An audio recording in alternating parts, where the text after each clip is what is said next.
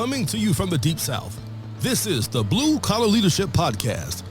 High-impact leadership is not reserved for leaders, and it has nothing to do with your position, title, or rank.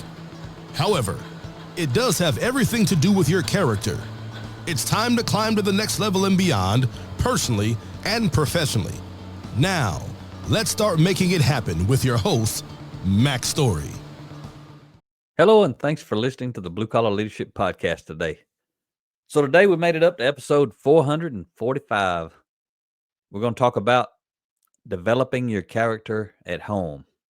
Still on the second step on the ladder of influence, as I talk about this series based on my wife's book, The Ladder of Influence, 5 Steps for Climbing to the Next Level and Beyond. We're on chapter 11 now, and the chapter 11 is titled The Second Step at Home. And I love these couple of chapters in each related to each one of the steps where we talk about how do we apply this at home and how do we apply it at work. I hope you started the series at the beginning, so you already heard me talk about the first step, control of self at home and control of self at work. Now we're going to be talking about character development at home in this episode, and then next episode we're going to talk about character development at work. Just a few things. There's many things, but Ria's got these checklists in here and in the book. And I really like talking about these checklists, and it makes me look in the mirror, and hopefully it makes you want to look in the mirror. So the second step at home, character development at home. When it comes to climbing the ladder of influence, Ria says, consistency beats intensity every time. And when we're speaking, she shares an example of, trying to lose weight.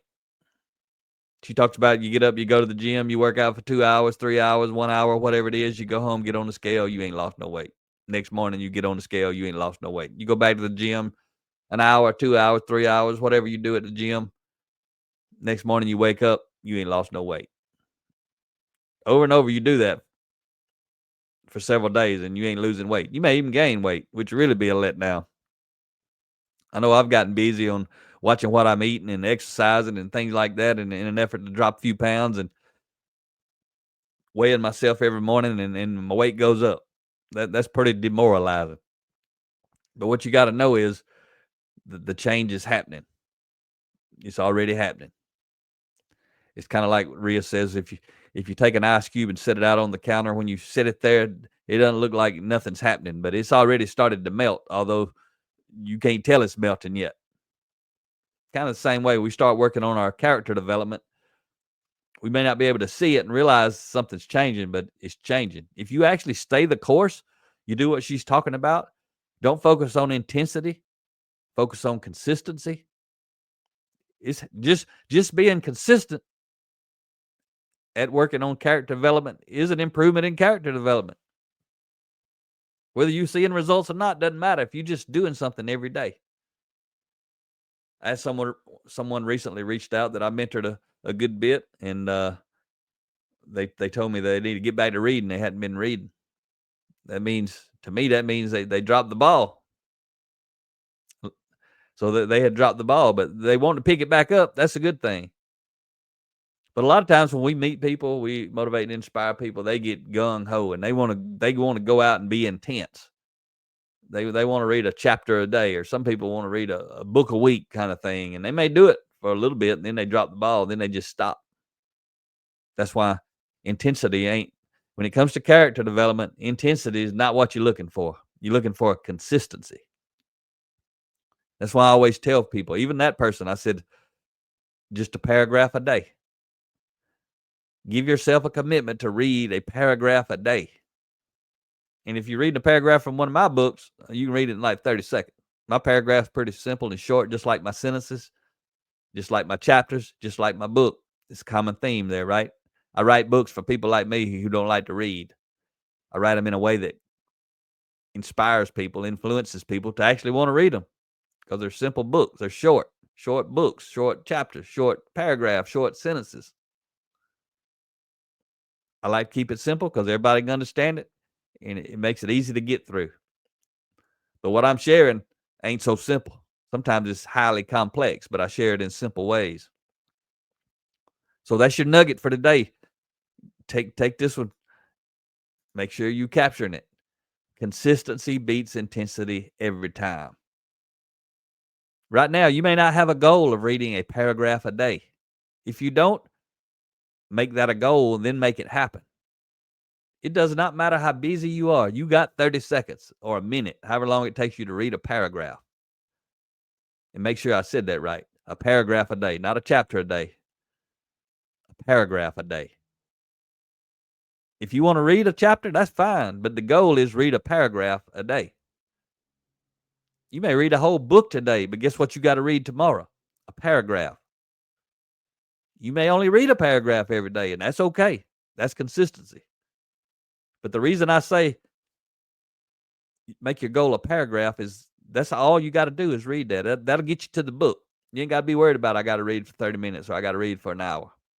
All you got to know is I got to read for 30 seconds. I can close the book. If you want to keep reading, fine. That's good. But you got to do your paragraph a day. Don't think that's too little, because that's more than enough. Because very rarely are you going to go only read that one paragraph. You're going to read more. But a lot of times you may think, man, I'm busy. I ain't got time, but I got to read my paragraph. And you're going to go in there and knock that one paragraph out and close the book, and you still read more. Occasionally, you may only read the one paragraph. And if you only read the one paragraph for the rest of your life, that's consistency enough to change your life. If you're reading the right kind of books relative to character development, like Rhea and I write. And we've got tons of them. So Rhea says we should consider two things. Number one, successful growth is a process. We're talking about change and transformation. Number two, progress will begin before we start to see results. Rhea says something pretty awesome when we're speaking. She says, you got to learn how to push past the point of no results. Meaning whatever it is you're going to start doing, you may not see any results, but you got to keep doing it. Like the paragraph a day. You may read a paragraph a day for a month or 6 months or a year and don't see any results. Guess what you got to keep doing? Keep reading your paragraph a day at a minimum. If you keep doing it, there's only one reason you're doing it. You're trying to be intentional about your character development.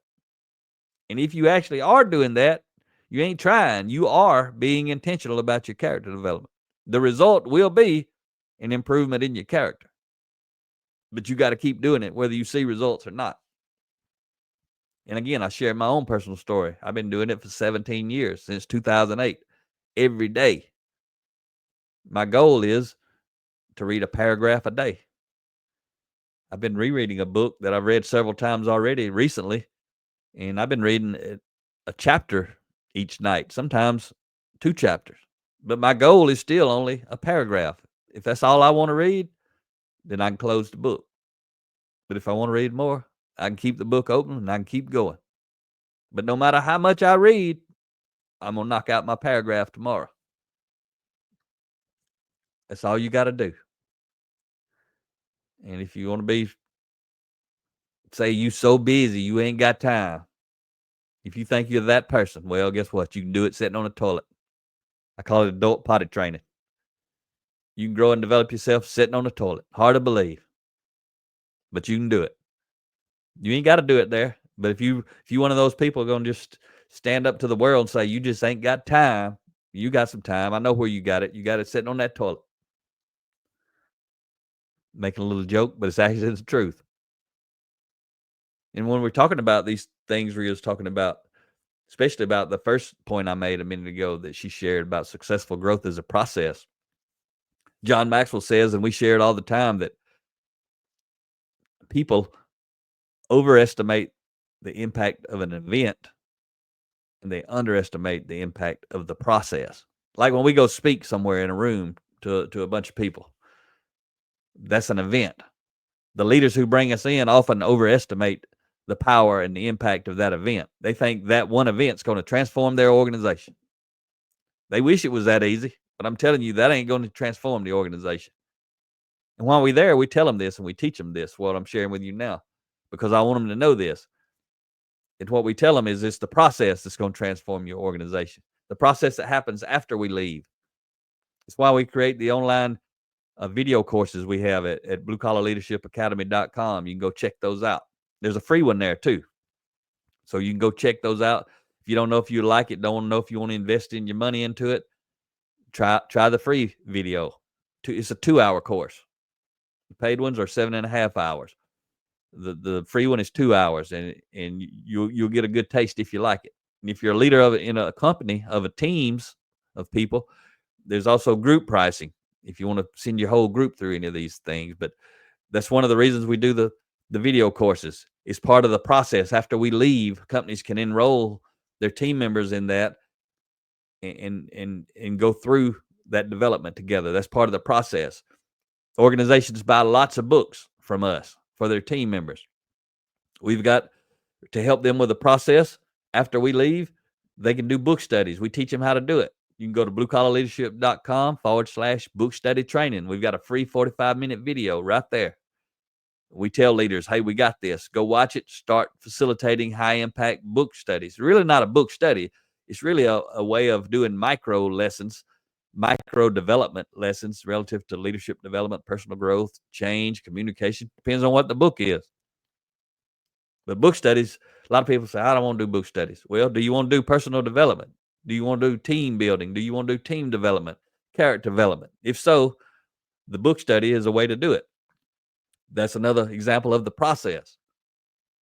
That's what's going to change and transform an individual and an organization. It's the process. Like you listening to this podcast at the moment. At the moment, this is an event. If you listen every week, then that's part of your process. But if somebody just listening once, think the world's going to change because they listen to a 1-hour podcast, that ain't what's going to happen.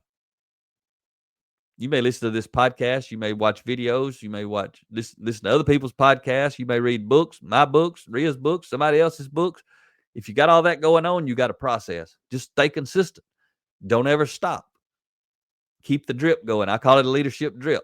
When we in a room, we spraying folks with a fire hose. But what's going to transform them is that leadership drip. Leaders should keep the drip going for their teams, but relative to you as an individual, you got to keep your own drip going, your own leadership drip going, your own personal development drip going. You got to make it happen. Ria says to climb, you must be consistent. You can't master anything if you only do it once, she says. And she says when it comes to climbing the second step, which is character development on the ladder of influence at home, you can't fake it. Those folks that live with you, they know who you are. You ain't fooling those folks. You may pretend and try and attempt to fool the people you are around some of the time at work, but you ain't fooling them either. Some of those people you're around much more than you are the people at home.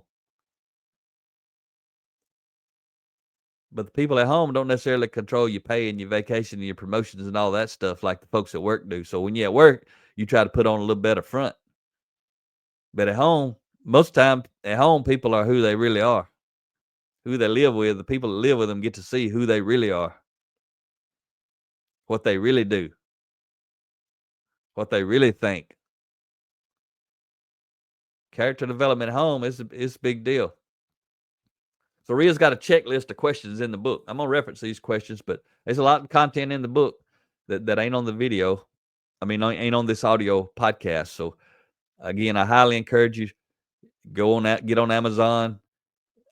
I encourage you to get a paperback copy of the book, but there is an ebook format. There's an audio book format, but these kind of books, these books are like tools. You need to highlight them, fold the pages, make notes, do all kind of things like that, and don't give it away. Keep it as a resource you'll go back and reference. Just like I shared earlier, there's the book I'm reading currently, one of the books I'm reading currently, primarily, I've read it several times.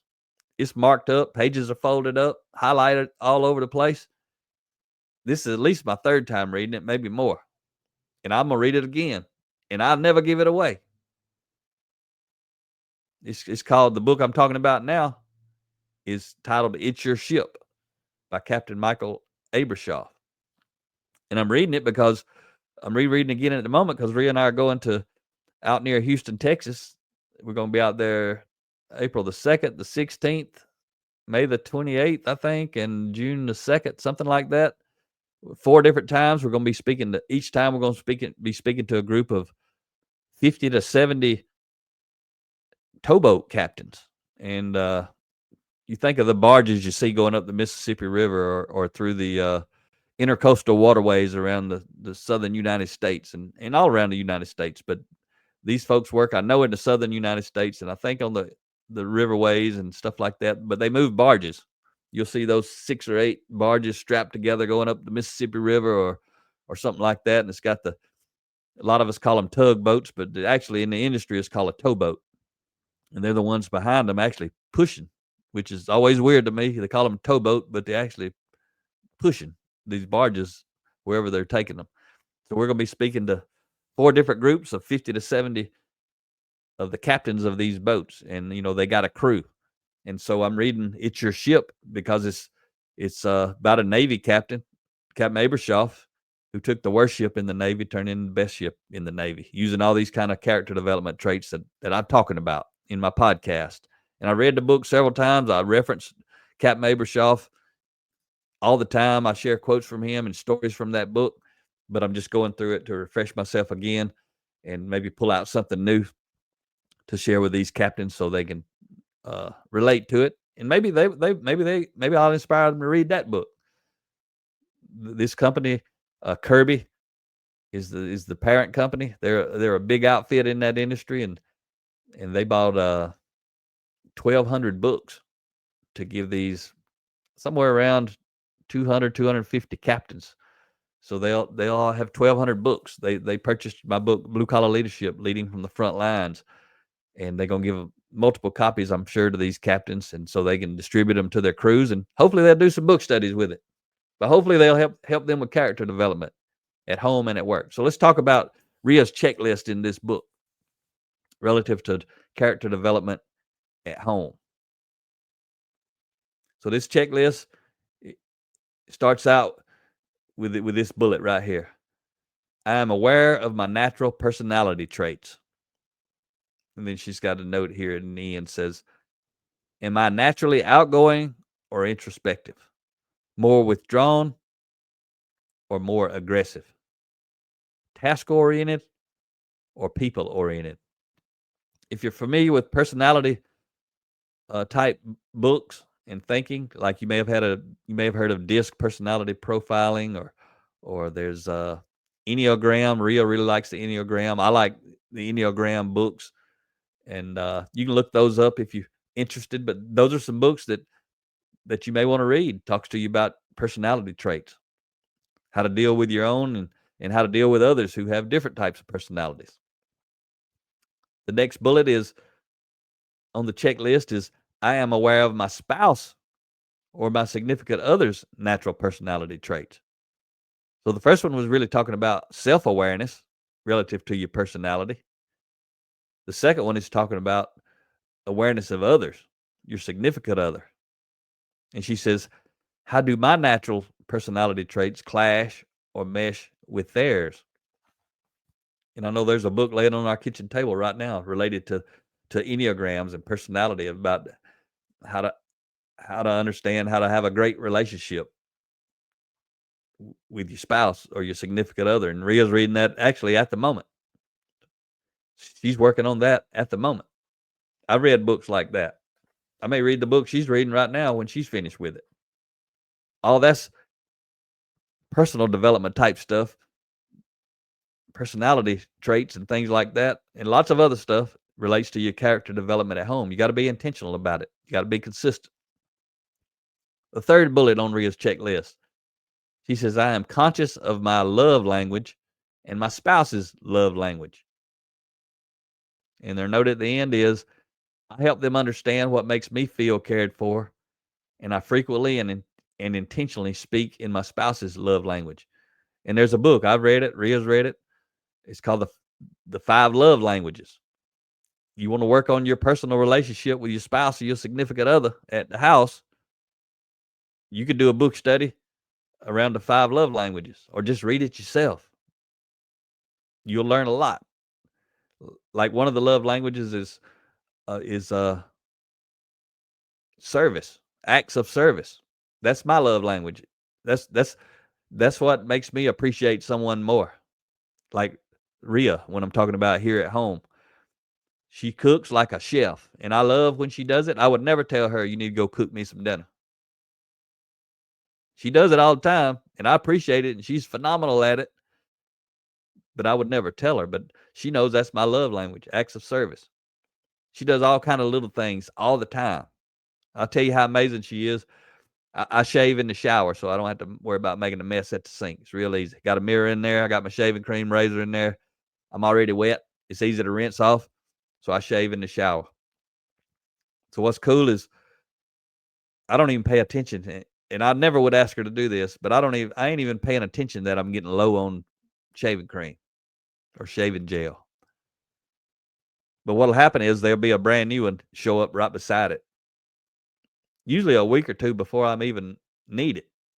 Because it's hard to tell, you pick it up, it's hard to tell how much is in there. But she keeps a check on it, I guess, all the time. She must be picking it up, seeing how much is in there.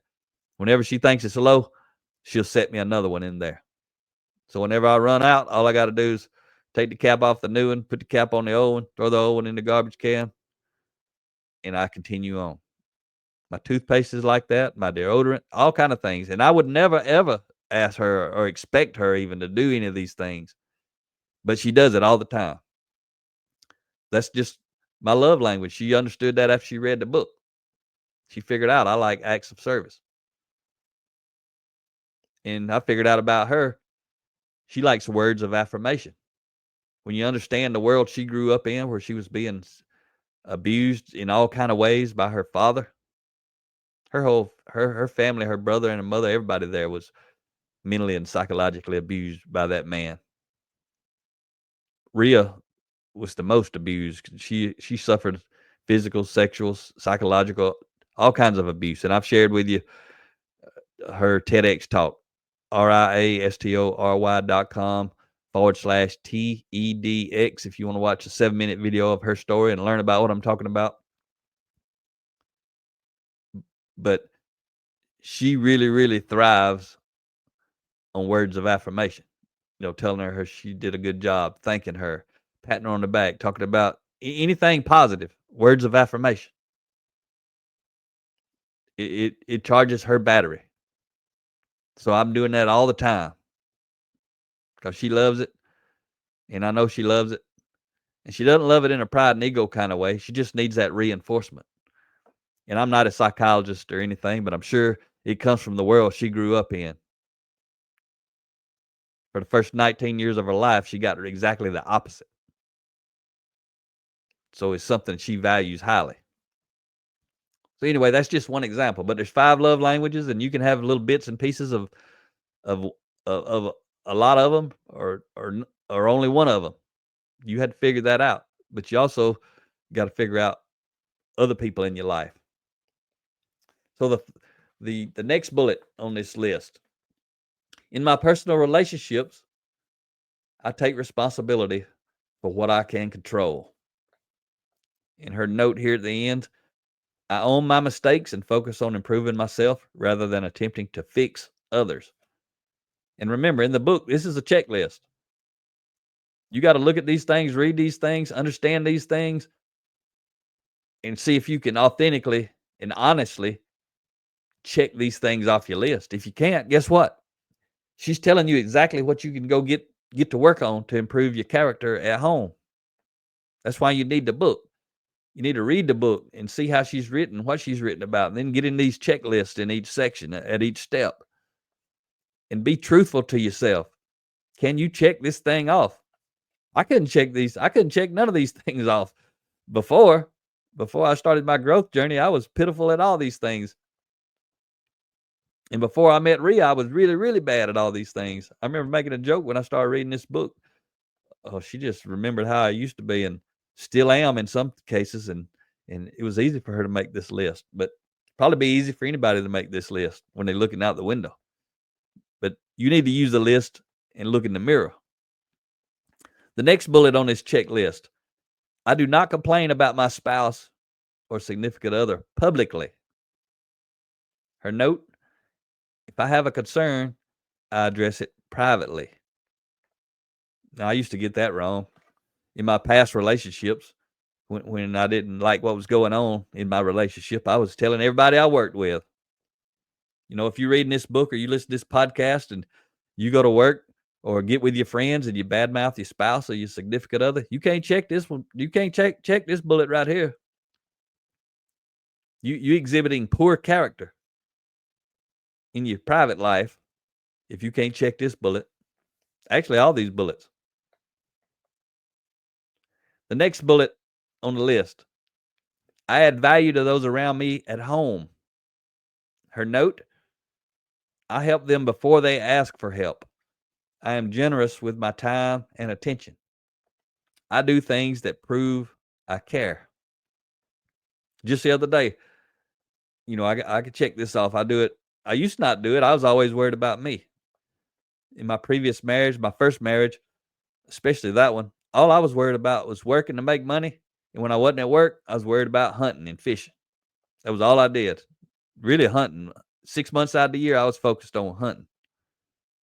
And that's all I did. Work, something to do with hunting, and sleep. But now I don't even remember the last time I've been hunting. Changed my whole life around. And it's okay with me because I'm focused on doing other things. I ain't telling you got to quit hunting if you hunt. That ain't what I'm saying. I'm just saying in this book, I add value to those around me at home is Rhea's item on this checklist. Just the other day, I went out and washed Rhea's car. She didn't ask me to. I just saw it needed to be washed. I like washing cars. Not as much as I used to. I'm 55 now, and my knees and my back, my ankles, that sort of stuff kind of hurts from washing the wheels. I need to get me one of those little stools with the wheels on it so I can sit out there and be more comfortable. But anyway, that's a side note. But I still do it. And I like to wash them at home. I don't like to take them somewhere else or have somebody else do it. I like to do it. So when her car gets clean, it's whenever I wash it. But I do that and do other things. She does all kind of things for me, as I mentioned earlier. The next bullet on the list: I value the relationship more than being right. Her note: I respect the other person even when we disagree. And again, you need to see this checklist. You need to have it in your hand. Listening to the podcast is great, but you need to get the book so you can see all these checklists in here. They're like 10 checklists in this book that you need to reference to at each step. The next item on the list, the bullet: I practice empathic listening regularly. Her note: I completely listen with my full attention, reflecting back what is being said, acknowledging feelings, and seeking to understand the other person's perspective. There's some folks out there so hard, they got such poor character, they think all this stuff's soft. They ain't never going to do it. Guess what? They ain't never going to get the results that you get when you're actually doing it, which is having a better life at home. You can wear that hard shell if you want to. You end up like I was, divorced and divorced again and divorced again. And then I finally figured it out, and I've been with Rhea 25 years. I started working on this stuff at home. My life got better at home. Set that pride and ego over to the side. And I say this often is because I'm telling you the truth. But for people who have a mouthful of pride and ego, it's hard for them to swallow the truth. The next bullet on the list: I have healthy boundaries for personal relationships. Her note, Rhea's note: I don't hesitate to change or end toxic relationships. She's talking about at home. It could be your friends. It could be even your family. If they're toxic, they need to be ended. If you can't improve a person, you need to remove the person. The last bullet on the list: I reflect upon the mistakes I've made in personal relationships. Rhea's note: I apologize quickly when needed. I make sure I do everything possible to avoid repeating the mistake. And that was a big one for me. I grew up being close to my uncle, and he taught me don't ever apologize for your mistakes. Don't say you're sorry. It shows weakness. I used to hear that from not just from him, from a lot of other people. And I taught my son that before I knew better. Don't apologize. Live whatever you do, you stand up for it. So I had a lot of changing to do right there. I'll apologize in a second now. Hope you enjoyed today's episode. Talk to you next time. Make it happen or someone else will. It might as well be you. Are you serious about taking your career and your life to the next level and beyond? Check out Mac Story's Blue Collar Leadership series books and others, now available on audio, along with paperback and ebooks at Amazon and Audible. Please visit bluecollarleadership.com to learn about Mac's books, programs, special offers, and more. Thank you for listening to the Blue Collar Leadership Podcast.